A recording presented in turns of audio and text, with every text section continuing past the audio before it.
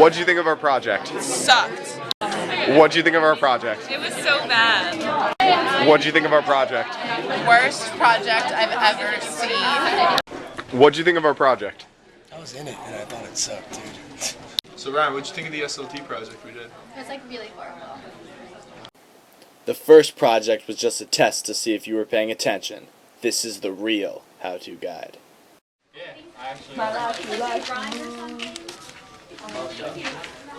Switch. What are you guys doing? Well, Matt and I like to read both newspapers, so we can get both sides of the argument. The Wall Street Journal is more conservative, and the New York Times is more liberal.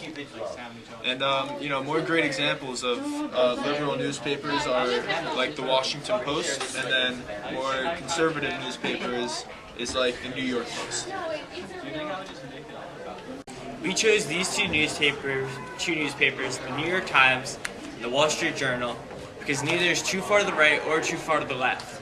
When looking at politics, you never want to get too extreme because you could end up looking at some dangerous issues, and that is not what you want when looking at politics. We also like these newspapers because the writers are fairly knowledgeable and they're credible resources.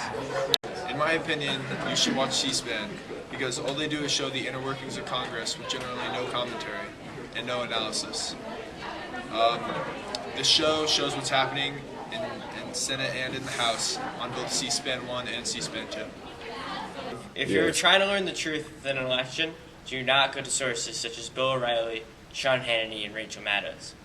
These people are biased sources that will put their opinions into news instead of actually giving you the stated facts.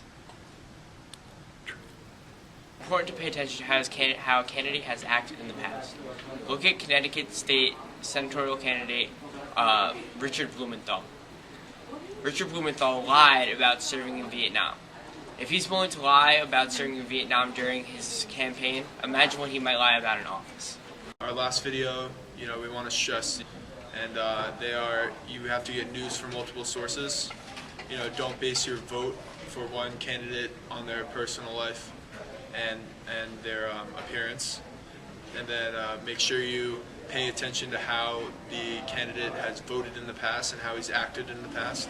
And then you have to make sure that you don't allow other people to influence your vote. So please, do this country a favor and be politically aware so that we can all have a better future.